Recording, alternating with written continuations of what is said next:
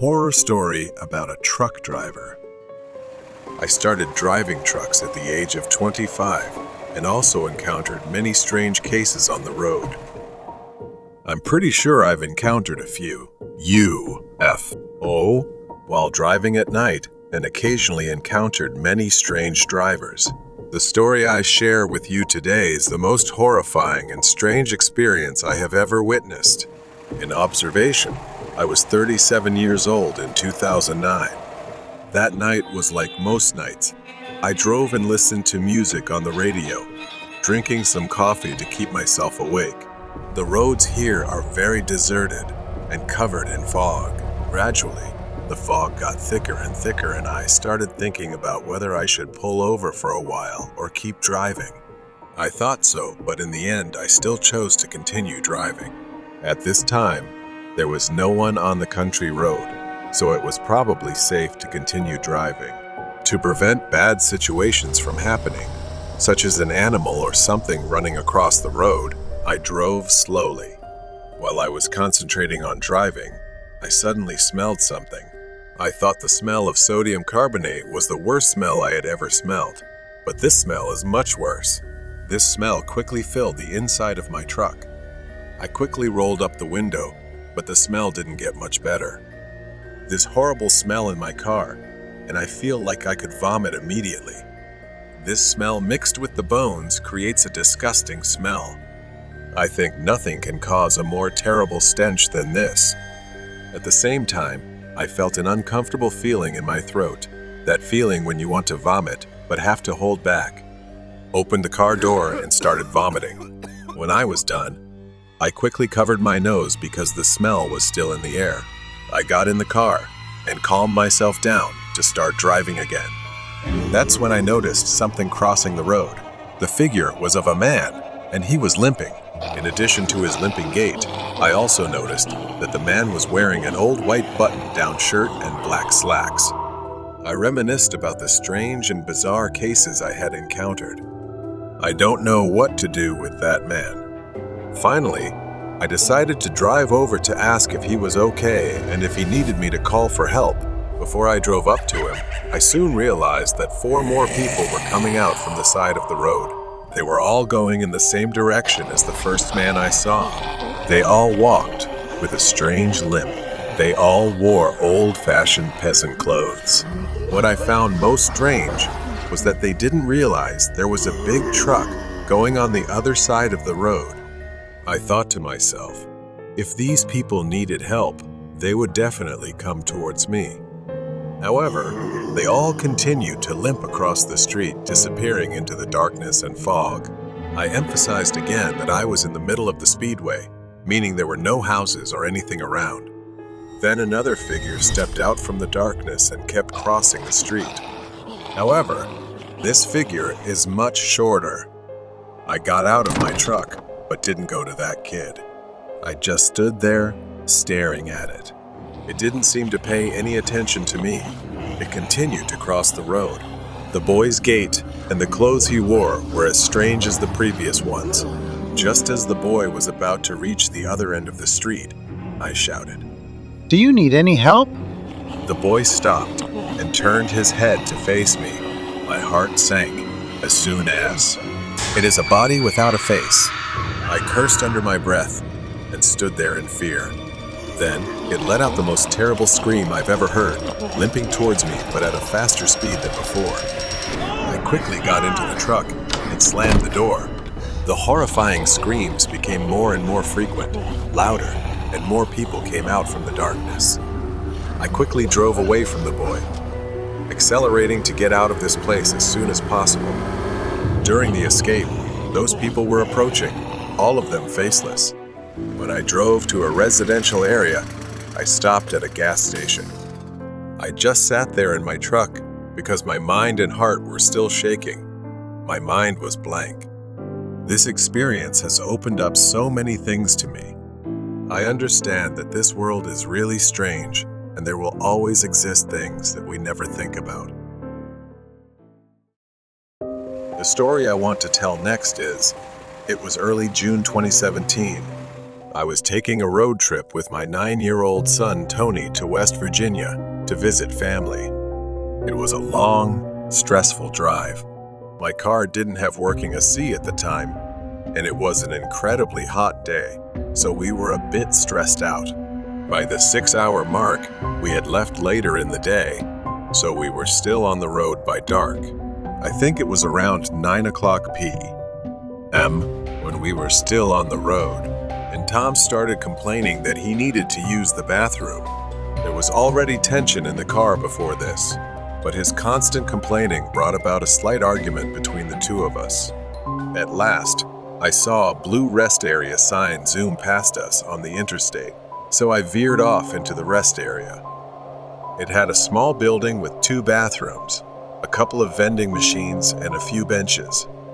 That was it. There were no other cars parked nearby, besides some big white pickup truck.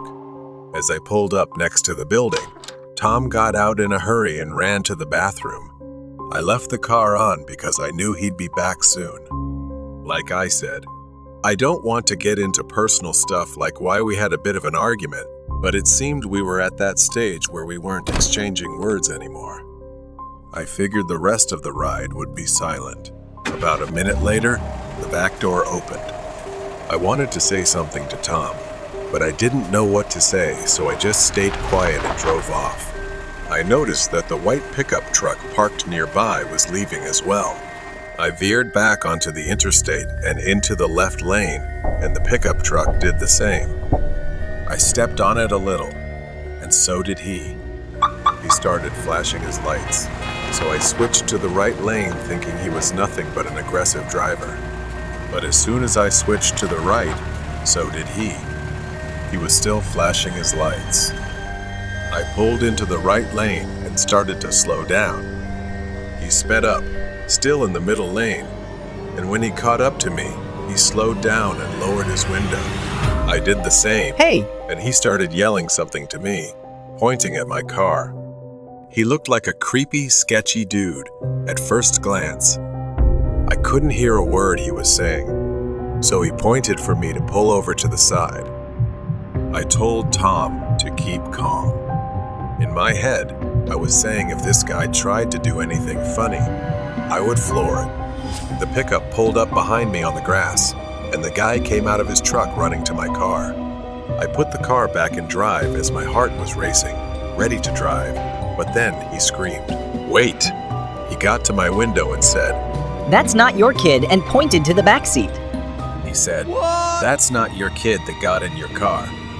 Suddenly, the back right side door opens, and I turned to see someone getting out of my car, not my son Tom. I got out from the car, screaming at the tall person who seemed to be a fully grown man, but they had already disappeared into the woods.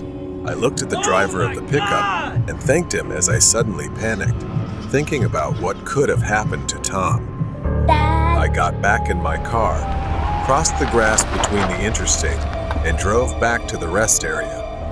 The guy in the pickup followed me. We got back there in like 30 seconds to find Tom waiting outside the rest area bathroom.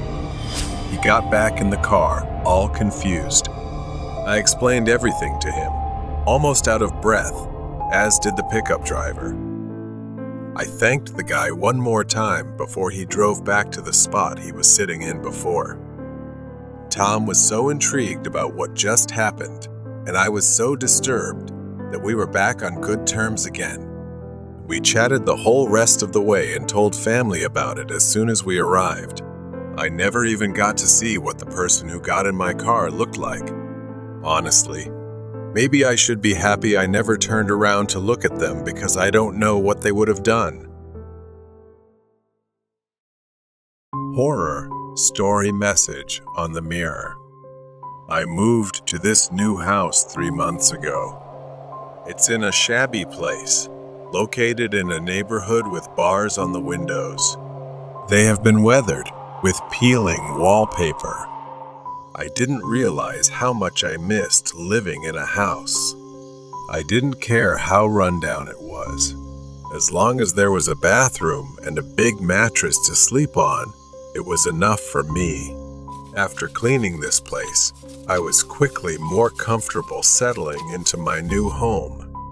But I need more time to fix a few things in this house. That night, I took a shower. There was no traditional mirror above the sink. Instead, there was a large mirror mounted on the wall. When I stepped out of the shower and approached the glass, raising my hand to wipe away the steam, I noticed something strange. In the condensed steam, there was the wording, I. It was hard to think that it was simply the steam settling, but I didn't think much of it, brushed it off as paranoia, wiped it away with a towel, and went to sleep. And soon, I completely forgot about it. The next week, I got promoted, which means my workdays would be longer and busier. I had to hire out the house repairs. It was annoying being the only one at home at night. Everything generally went smoothly, although occasionally, in the middle of the night, I would be woken up by a sound that I couldn't identify. Now, I might consider this a coincidence, but that many words, a whole question. Yo. Someone must have been in my bathroom recently. But why? I'm tired and want to rest, so I ignore it and change clothes, getting ready for bed. Before sleeping, I slowly opened the door, peeking down the dark hallway. Then I walked around the house looking for anything out of place. I closed all the doors. If someone had broken into my house, they would have long disappeared by the time I looked around. The second message worried me for days. I triple-checked to make sure the windows and doors were locked every night and searched every possible hiding place before going to bed. But I still couldn't shake the feeling that something was wrong. I woke up at around 3 in the morning without knowing what had woken me. Today, the room was eerily quiet. When I turned my head, I realized that the door, which I was sure I had closed, was wide open. I felt like something could see me, like something was in the house with me, just a few steps from my bedroom door, watching, waiting. Somehow, I found the courage to get up and walk towards the door. I slammed it shut. My bedroom door doesn't have a lock, except for the bathroom.